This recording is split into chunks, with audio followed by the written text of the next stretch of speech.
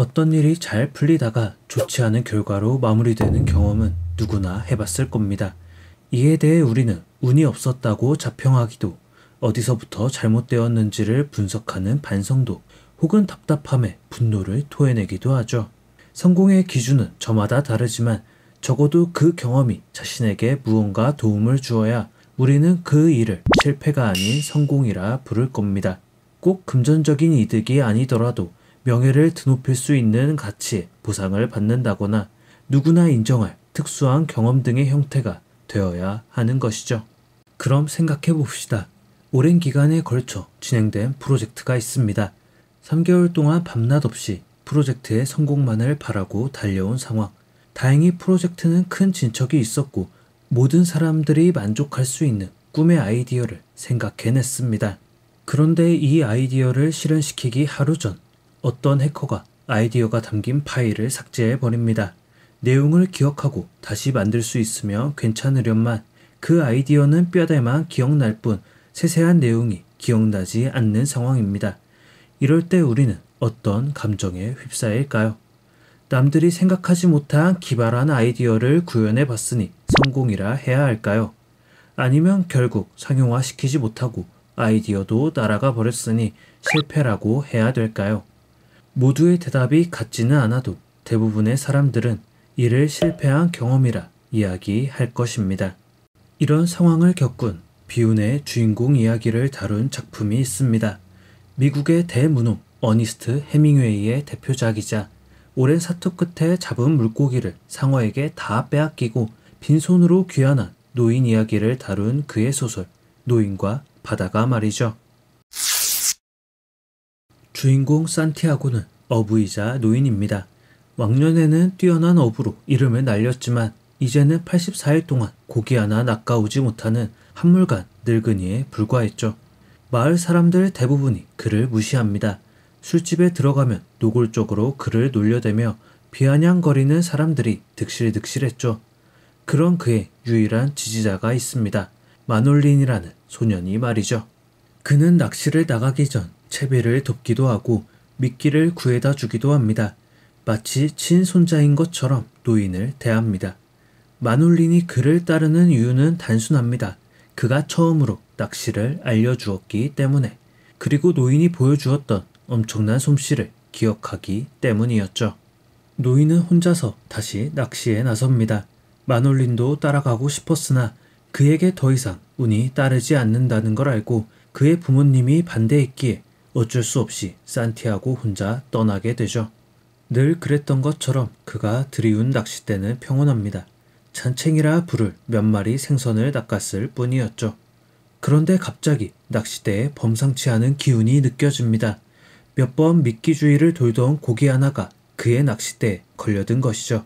노인은 흥분감에 휩싸였지만 침착하게 고기가 힘이 빠지도록 내버려 둡니다.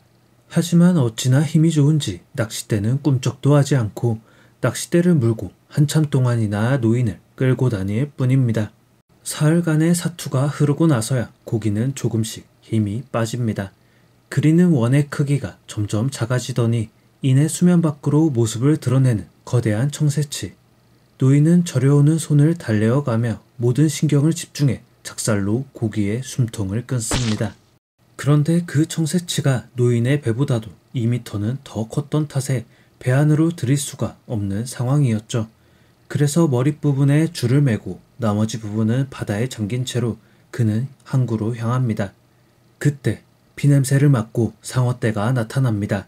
처음에는 청상아리떼가, 그 다음에는 코가 산 모양으로 생긴 상어떼가 등장해 노인의 청새치를 먹어치우고 도망갑니다. 노인이 기대 이상의 전투력을 선보이며 이들 상어를 대다수 처치하였으나 그들이 살점을 뜯어가는 것까지는 막지 못했죠. 기나긴 사투를 벌이며 항구로 돌아왔을 때 그가 잡았던 청새치는 살점이 거의 다 뜯어져 나가 머리 부분과 꼬리를 제외하면 앙상한 뼈만 남은 채 돌아옵니다. 지친 노인은 집으로 돌아가 잠에 빠져듭니다. 다음날 자신을 보며 눈물을 흘리는 마놀린을 보게 되죠. 그가 사흘이 넘게 돌아오지 않자 대규모 수색이 벌어졌다는 것을 알리며 노인이 살아 돌아온 것을 기뻐하는 안도의 눈물이었습니다. 마놀리는 다시 노인과 낚시를 하고 싶다고 합니다. 노인이 이전처럼 완고하게 부정하지 못하자 소녀는 더 강하게 자신의 의지를 밀어붙입니다. 커다란 고기의 뼈는 다른 어부와 관광객의 좋은 구경거리가 되고 노인은 다시 깊은 잠에 빠져듭니다. 해밍웨이와 작품 속 노인은 비슷한 점이 많습니다. 먼저 업계에서 한물간 뒷방 늙은이 취급을 당한다는 점입니다. 언뜻 보면 84일 동안 제대로 고기 하나 낚지 못하는 노인의 능력 자체를 의심할 수도 있습니다. 하지만 그는 과거 뛰어난 어부로 명성을 날리기도 했고 덩치가 훨씬 커다란 사내들도 팔씨름으로 척척 넘겨내며 엄청난 괴력을 증명한 바 있습니다. 이는 해밍웨이의 화려했던 등단 초기를 보여주는 듯합니다. 그의 작품은 시대상을 제대로 품고 있으면서도 간결한 어휘로 이루어져 있습니다. 특히나 하드보일드 문체라는 말처럼 문장을 꾸미는 수식어는 최대한 배제한 채 강한 어투로 쓰여 있는데 이는 팔씨름으로 남성성을 과시하던 노인의 젊은 시절과 맞닿아 있습니다. 그렇게 비춰볼 때 84일간 고기를 낚지 못한 노인의 최근 모습은 1940년대를 지나던 해밍웨이의 암흑기에 대입할 수 있을 테죠. 그리고 모두가 조금의 기대도 하지 않을 때 배보다 훨씬 커다란 청새치를 낚은 노인의 성공은 이 작품의 성공 그리고 마침내 이루어낸 노벨 문학상 수상의 쾌거와도 닮아 있습니다. 이야기의 울림이 더 강하게 다가왔던 건 작가가 해밍웨이였기 때문일 겁니다. 그가 건너온 삶의 굴곡을 이해하고 그의 삶과 노인의 삶을 나란히 놓고 들여다볼 때 훨씬 더 입체적인 이야기로 다가오는 것이죠. 노인이 자연을 받아들이는 모습도 달라진 해밍웨이의 관심사와 일맥상통합니다. 노인은 바다가 무섭게 재앙을 만들기도 하지만 대체로 인간을 품어주고 고기를 내어주는 어머니와 같은 존재로 인식합니다. 실제로 그는 청새치를 잡는 긴 사투 속에서도 굶고 있을 고기를 걱정하기도 하고 고기를 뜯어먹는 상어떼를 경멸하는 것 같으면서도 그들의 행위가 타당함을 인정하기도 합니다. 해밍웨이도 나이가 들며 관심사를 자연 쪽으로 옮겨놓습니다. 그의 대표작들이 대부분 전쟁에서 기이한 사건을 배경으로 하고 있던 것과 달리 작품 속 이야기는 어부가 물고기를 낚아올리는 자연 속 인간의 모습을 조명합니다. 이는 더 이상 사회의 혼란과 무질서함을 바라보기보다 자연과 인간의 어우러짐, 대자연의 수완과 이치에 대해 이야기하고자 마음먹었음을 보여주는 대목입니다. 기나긴 혈투 끝에 물고기를 잡았으나 상어에게 모조리 뜯기고 뼈만 가지고 항구로 돌아온 노인. 그의 출항은, 더 나아가 그의 삶은 실패라고 규정할 수 있을까요? 단순히 이 사건을 금전적인 논리에 따라 해석하면 그는 실패자입니다. 상품성 있는 고기는 다 뜯기고 간신히 가져온 머릿부분을 자신을 여러 번 도와준 식당 주인에게 주기로 했으니 그는 금전적 이득을 전혀 취하지 못합니다. 오히려 상어에게 습격을 당하며 작사를 잃어버리고 배를 젓는 노까지 부러뜨렸으니 가만히 있는 것만 못한 항해였던 거죠. 하지만 대사에서 노인이 실패자가 아님을 알 수 있습니다. 청상아리와 몇 번의 전투를 벌이며 그는 이런 이야기를 합니다.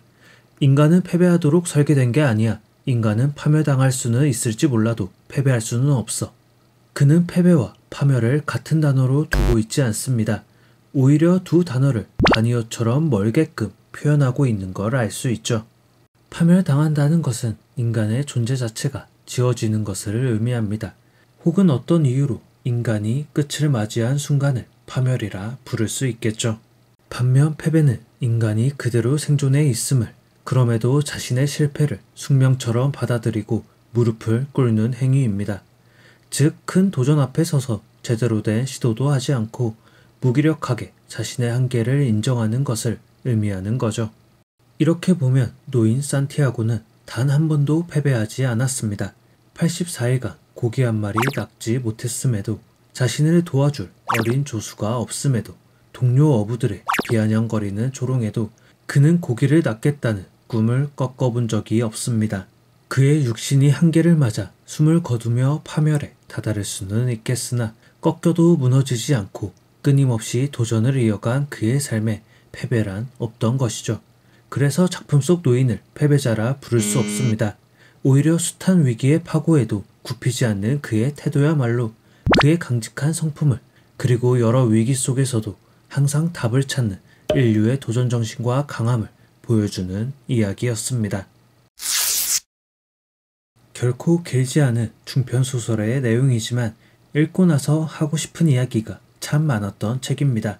해밍웨이의 장편소설 중 더 재밌게 읽은 책도 있지만 다사다난했던 그의 삶을 장식할 마침표로는 이만한 작품은 없었을 거라 확신합니다. 오랜 슬럼프를 겪으면서도 결코 붓을 꺾지 않았던, 오랜 기간 고기를 낚지 못하면서도 낚시를 떠나던 해밍웨이와 노인은 다르면서도 묘하게 겹쳐 보이는 데가 있습니다. 그런 그의 이야기가 마치 다른 형태로 써낸 자서전의 느낌이라 삶이 힘든 순간 두고두고 꺼내볼 것만 같습니다.